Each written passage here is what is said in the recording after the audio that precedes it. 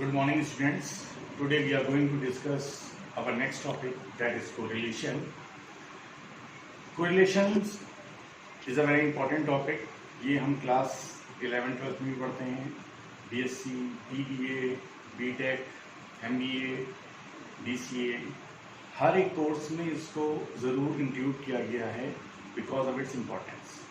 As the name suggests, correlation, co means two, relations means the relationship among the animal. दो variable के बीच में किस प्रकार का रिलेशन है या नहीं है, और अगर है तो एक का दूसरे पे या दूसरे का पहले वाले पे क्या इम्पैक्ट है, उसकी इम्पैक्ट की बिलोंगिंगनेस की स्टडी को हम कोरिलेशन के टॉपिक के अंदर पढ़ेंगे. Now correlation is the study of the impact of one variable to another variable. Only two variables are taken, as the name suggests, correlation.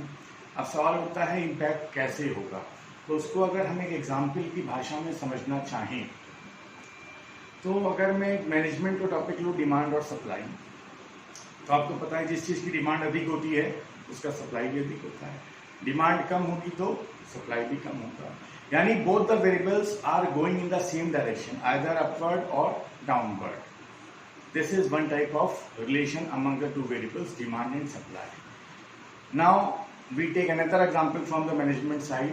If the price of any quantity or any item is increasing, the demand of that item will decrease. And if the price of any item is decreasing, the demand of that item increase. जो चीज़ महंगी होगी उसकी cell कम हो जाएगी, जो चीज़ सस्ती होगी उसकी सेल बढ़ जाएगी. यानी वाइस वर्सा, एक वेरिएबल डाउनवर्ड जा रहा है तो दूसरा अपवर्ड जा रहा है, पहला दूसरा डाउनवर्ड जा रहा है तो पहला अपवर्ड जा रहा है. This is there is also a relation between the two variables, but in the opposite direction. जब मैंने आपको डिमांड और सप्लाई की बात की, वहां पे दोनों एक ही डायरेक्शन में मूव कर रहे थे, आइदर अपवर्ड और डाउनवर्ड. जब मैंने आपको सेल और उसके प्राइस की बात की तो वहां पे अपोजिट डायरेक्शन में मूव कर रहे थे, तो वहां पे नेगेटिव कोरिलेशन है. पहले वाले में पॉजिटिव, दूसरे में नेगेटिव. अब होता है ऐसे पॉजिटिव नेगेटिव होता है, ऐसा जरूरी थोड़ी ना है कि जो सभी वेरिएबल्स में कोई ना कोई रिलेशन हो ही. कभी कभी ऐसा भी होता है बहुत सारे वेरिएबल्स में रिलेशन नहीं होता, उसको हम जीरो को रिलेशन कहते हैं. फॉर एग्जांपल, विराट कोहली ने अगर आज सेंचुरी मारी तो इंडिया की पॉपुलेशन ग्रोथ में क्या इम्पैक्ट पड़ेगा उसका, कोई कोरिलेशन नहीं. लेकिन हाँ, हम रियल लाइफ एग्जाम्पल से देखें, रिलेशन होना, कोरिलेशन होना दो वेरिएबल्स में हर चीज में इंक्लूड है. जितना हम हार्डवर्क करेंगे उतना अच्छा हमारा रिजल्ट जाएगा. करंट सिचुएशन की बात करें तो इस समय लॉकडाउन चल रहा है due to corona virus.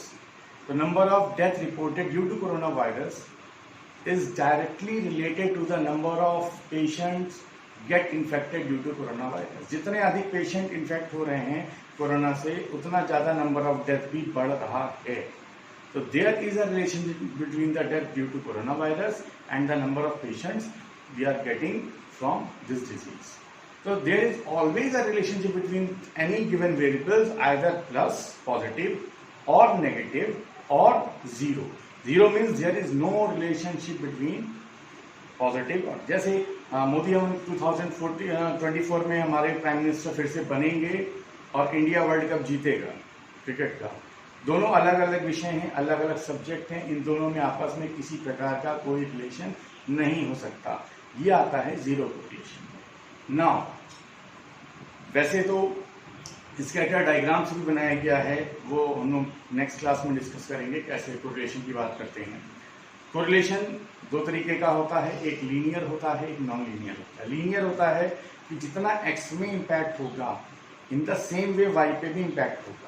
X में अगर 0, 10, 20, 30, 40, 50 है तो वाई में 100, 200, 300, उसमें एक में वेरिएबल में 10 का चेंज आ रहा है, 100 का आ रहा है, सभी में 10 का चेंज आ रहा है, दूसरे में सभी में 100 का आ रहा है. ये लीनियर रिलेशन.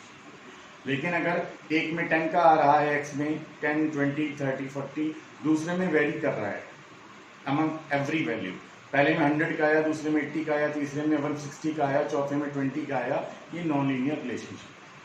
तो लीनियर और नॉन लीनियर कोरिलेशन दो प्रकार के होते हैं. अब कोरिलेशन को पता करने का तरीका हमारे पास है, to find the coefficient of correlation by which we can say that there is a correlation between two variables or not, or how much there is correlation between the two variables. पहला बात करता हूं मैं card Pearson correlation coefficient, जो आज हम लोग question को डिस्कस करेंगे। उसके बाद नेक्स्ट टॉपिक में बात करेंगे स्पीयरमैन रैंक कोरिलेशन कोफिशिएंट। उससे पहले कोरिलेशन की 2-3 प्रॉपर्टीज मैं आपको बता देता हूं। कोरिलेशन ऑलवेज लाइज बिटवीन -1 से +1। कोरिलेशन कोफिशिएंट को स्मॉल r से डिनोट करते हैं और इसकी वैल्यू हमेशा -1 से +1 के बीच में लाई करती है। -1 का होता है परफेक्ट नेगेटिव कोरिलेशन, +1 का परफेक्ट पॉजिटिव कोरिलेशन, और 0 इसके बीच में आता है। अगर 0 आ जाता है तो there is no correlation at all. दूसरी बात, अगर मैं कोरिलेशन को रिग्रेशन से रिलेट करूं तो बोला गया है R is equal to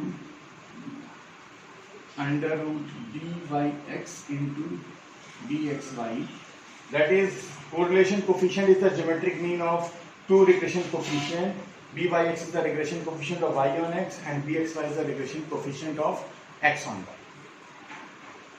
It is independent of change of origin and scale. अब बात करते हैं card Pearson coefficient of correlation. इससे हम पता करेंगे जो भी वेरिएबल्स हमें दिए हुए हैं वो उनका एक दूसरे पे क्या इम्पैक्ट है। जैसे मानिए ये जो डेटा दिया गया है, ये छोटा एक सन है किसी का, फादर की वेट का डेटा दिया हुआ है, तो उन दोनों के वेट के बीच में कोई कोरिलेशन है कि नहीं, ये हम लोग पता करेंगे card Pearson coefficient of correlation से। वैसे तो इसका फॉर्मूला जो डायरेक्ट मेथड है वो लंबा है, वो हम आपको अगले अपने लेक्चर में बताएंगे। मेन ये इजी फॉर्मूला है, शॉर्टकट मेथड है, इजी टू कैलकुलेट है, इजी टू अंडरस्टैंड है, इजी टू एग्जीक्यूट है और लेस टाइम टेकिंग है। इसलिए मैं इसको ज़्यादा फोकस करते हुए इस क्वेश्चन को शॉर्टकट मेथड से करूंगा to find the Karl Pearson coefficient of correlation. The question says calculate the Karl Pearson coefficient of correlation from the given table.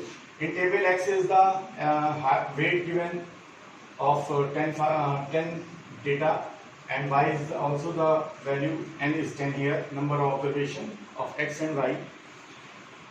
We have to find the coefficient of correlation, which can be found by this formula is equal to summation small xy upon under root summation small x square into summation y square.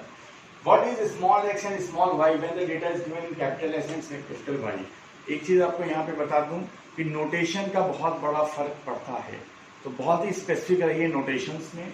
यहाँ पे मैंने small x को capital X minus x बार माना हुआ है। x is the individual value of the data, x bar is the mean value. Similarly, here y is the actual values of the data and y bar is the average value of y. So we write in the first column all the values of x and in the fourth column all the values of y. n is 10, that is number of observation, 1 2 3 4 5 6 7 8 9 10, so यहाँ भी 10 values दी गई, that is why n is given as 10. Now first we find the summation of all the values of x. We add all the values of x, we get summation x. Similarly, by adding all the values of y, we get summation y.